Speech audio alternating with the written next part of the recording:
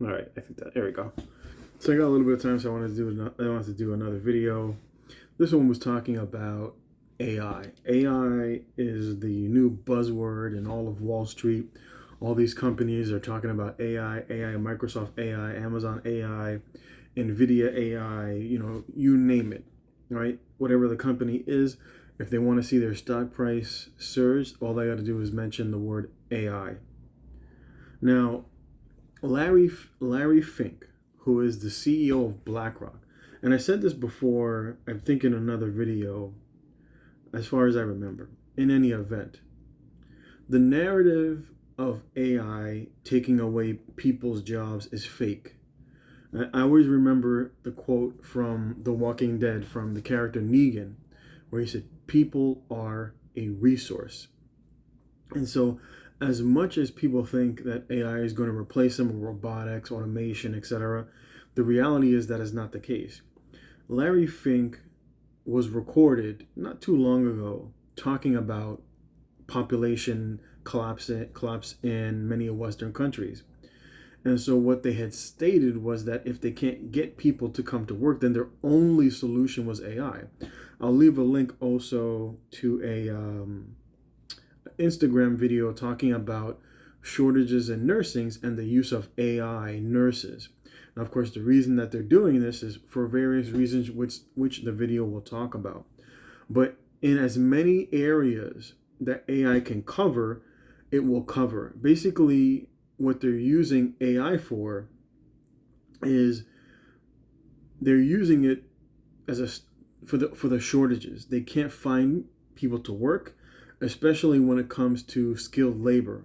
And so since they can't find the skilled labor, and because you have a very high population of men who are not participating in the labor market, it's something now it's probably like close to 9 million men in America that are just not participating in the labor market. And these are men who are typically between the age of 25 to 45, I believe.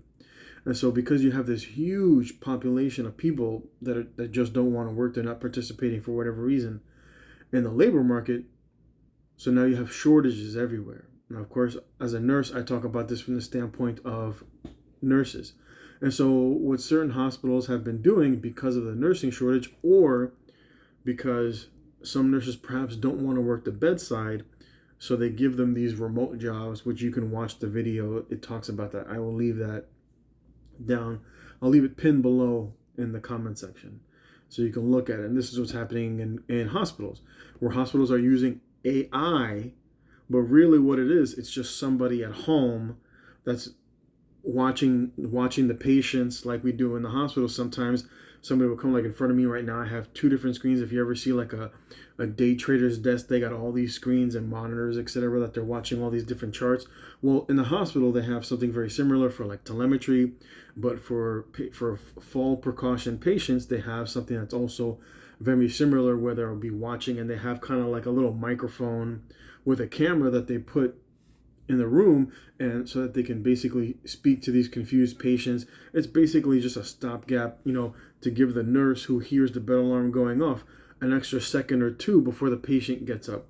And for some patients, they actually think that they're talking to a person, so when they hear the automated message, "Please do not get up," they actually think it's a person, and so that stops them either from getting up, or they start to talk back to the machine thinking that it's actually a person in the room, when all it is, it's just a camera with a speaker and then someone hitting the automated message, etc.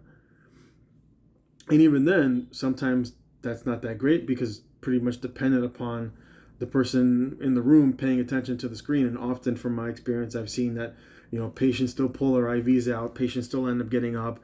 I walk into the room and the patient is completely naked and nobody bothered to call me. So it's just, this is what they're using because of lack of population, because of lack of workers.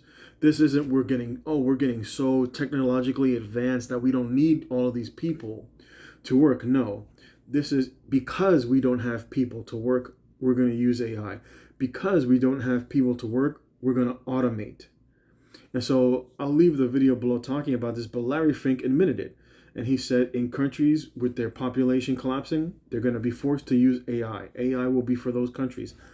But what he said, for countries that don't have that problem, they have a plethora of workers, and say they don't have to worry about it. And so even Amazon, for example, tried pushing this narrative of AI powered cashiers, where you could basically walk into the store and the AI and video cameras would record everything that you were taking out of the store. You went and you got a mug, you went and you grabbed some juice, you went and you grabbed some cereal, some meat, and the AI and the cameras and everything will just automatically hit your bank account because it registers everything. And it was all bullshit. It was all bullshit. It was people in India behind a screen watching on cameras, trying to remember what they were doing, and then they got exposed. The AI narrative is all nonsense. We give a lot of these people too much credit. We give a lot of these people too much credit, where people believe too much of the narrative. Too much of the narrative. This is why, in my opinion, when Jesus talked about in the last days, that he said, you will hear of wars and rumors of wars. And then he said, see that you are not terrified, for these things must take place. And so he used the word rumors, because sometimes just the rumors of a war starting could cause people to be fearful, or could give governments the excuse for printing a lot of money. Because during wartime, what do? Right? People go into wartime economies and they start building weapons. They start putting people as soldiers. The same narrative, you see a very similar narrative with, for example, moving away from combustion vehicles. Talking about how we're going to go with EVs, and it's like, where's the infrastructure? Where's the infrastructure that the Biden administration passed under the Inflation Reduction Act? Part one of the Inflation Reduction Act was to build infrastructure. Where is the infrastructure? You don't see it. There's no construction that's going on via the government, but it's the narrative. It presents a narrative to the people so that the people can give their okay. People are fearful, like 9/11. We're going to go out there and we're going to find those weapons of mass destruction. You didn't see any of that shit. To the point where you even had, what's his name, Bush, when I think it was during Biden's inauguration, and he was like giving a little speech, and then he like looks under the podium and was like, hey, no weapons of mass destruction there. Because they know it's all bullshit, and it's like he can joke about it now because he's so far removed from it that now we can kind of like, poke fun at it, when it was a serious matter then that resulted in the lives of many Americans and many people in the Middle East losing their lives. But it created the narrative that the government needed.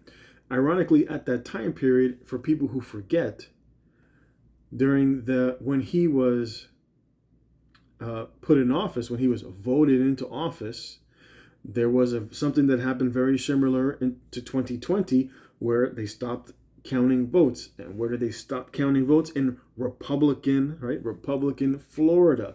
And who was the governor of Florida at the time when Bush was running? It was his brother. So the people, it was too obvious for the people. And so they needed something to unify the people and to distract them from the reality that perhaps that particular election was fixed, right? Maybe it wasn't on the up and up. And so when people kind of become too awake, they do something to kind of distract the people, be like, hey, look over there, a squirrel. And it serves to distract the people.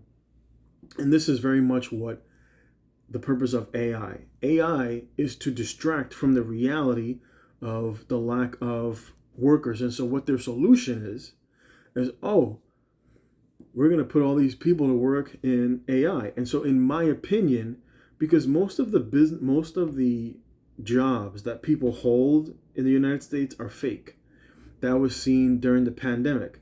Every person who was asked to stay at home, every person who got laid off, your job is not a necessary job. It's a fake job provided by the government through the very sophisticated system of the stock market, where you have all these zombie corporations that just borrow debt from the federal government, and then they buy back their shares, or they distribute shares as compensation to their employees, and this is how they make payroll. Most of these companies, even large companies, for example, like oh my God, what was that? The telecom, and I can't remember the name of it, but it'll come. I'll look it up right now. I know I'm forgetting it. AT&T. AT&T is a huge company in the United States of America, but it's a zombie company, meaning that it doesn't make money. It doesn't generate. It doesn't generate any. It doesn't generate any net income. It always operates in the negative, and the only way that they're able to do that, overwhelmingly, is by issuing shares. And so I think it was something, I can look it up, right? Maybe where I want to say comfortably, I'll say more than 50% of many of the big businesses in the United States of America are what they call zombie corporations, meaning that these companies don't make money, and they don't make money for a very long time. That's why you see all these layoffs going off now by many of these companies that are zombie corporations. They actually don't generate net income. And so the narrative is, oh, we're going to use AI. In my opinion, I think it's because they have a lot of these, especially when you see them pushing out white men. This is why, I know I keep getting on tangents, this is why you hear them celebrating a lot of the degenerates that are not productive in the country. And they're like, oh, we're going to bring in black women, we're going to bring in gay men, we're going to bring in trans, etc. We're going to bring everybody. We're going to bring whoever we can, right? You look at the military. The military is like, we'll take the gays, we'll take, if you cut your dick off, whatever it is, if you're a weirdo, if you got mental health issues, don't worry, we'll take you. That's because they're desperate for labor. They're desperate for workers. They're desperate for people to join the military. And so when you're that desperate, you'll take anybody. But what happens when there's nobody? Then the only thing that you can resort to is to AI. And so in certain areas, they'll lay people off, overwhelmingly white men, in hopes that many of these people will forego. This is why they make corporate America very uncomfortable for your average white man. In my opinion, is because they want to push many of these men into the trades.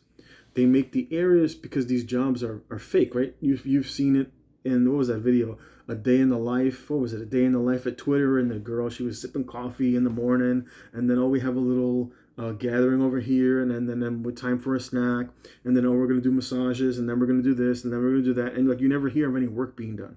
And this is why when Elon Musk took over the company, the first thing he did was lay off like 90% of the people, and overwhelmingly all those people were women, and the company never skipped a beat because all those people had fake jobs. It was a zombie, Twitter was a zombie corporation, and then until Elon Musk took it over, and then he realized very quickly, right, within the first couple of months, he was like, holy shit, at the rate that we're going, we're burning so much cash, this company is going to go bankrupt. And he just bought the company, showing that the people who were running the company before, that was backed by the government, were running it off of air. They were running it off of nothing. They were all fake jobs.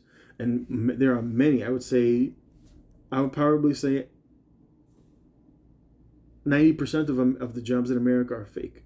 You saw it during the pandemic, especially when it comes to jobs that are held by women. For every one man who lost his job in the pandemic in the public sector, 9 women lost their job, meaning all those women were not needed to run the country. They're fake jobs.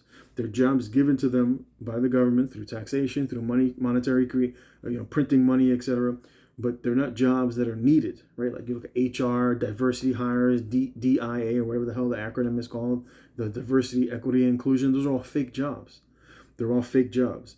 And so they can push people out under the narrative of AI. Oh, we don't need these people because of AI, so we're going to push these people out because we need you to go do something else that actually produces for the country.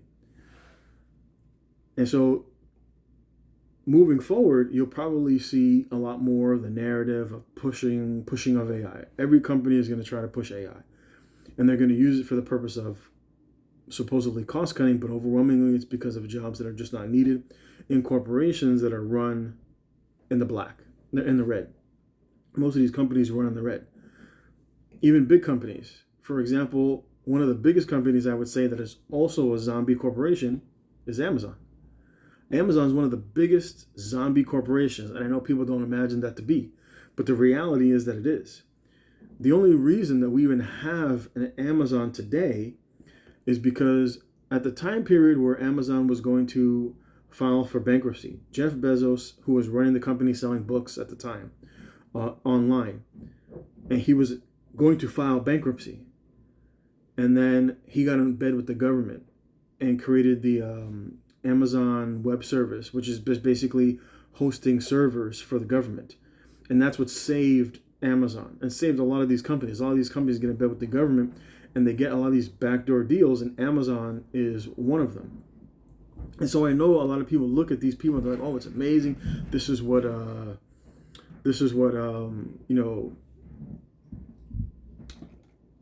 to create a business, right? This is capitalism," but it's not. A lot of this stuff is crony capitalism. A lot of this stuff is actually fascism, but most people don't realize it. And the stock market is fake. It's been fake, probably since the 70s. But it is what it is. Anyway, this video is getting longer than I expected. I'm going to leave it here. Thanks for watching. Leave your comment below. I'll leave the links to everything that I talked about, the video, and I'll even show you the video from Larry Fink, and I'll show you the article talking about the fake AI by Amazon and the Amazon stores. A lot of this stuff is fake. Don't believe what they show you. A lot of it is fake. A lot of it is narrative. A lot of what we see nowadays is fake. There's a lot less reality to what we perceive our world, what exists in our world, by comparison to what the true reality is. Anyway, I'm going to leave you here. Thanks for watching, and I'll catch you next time.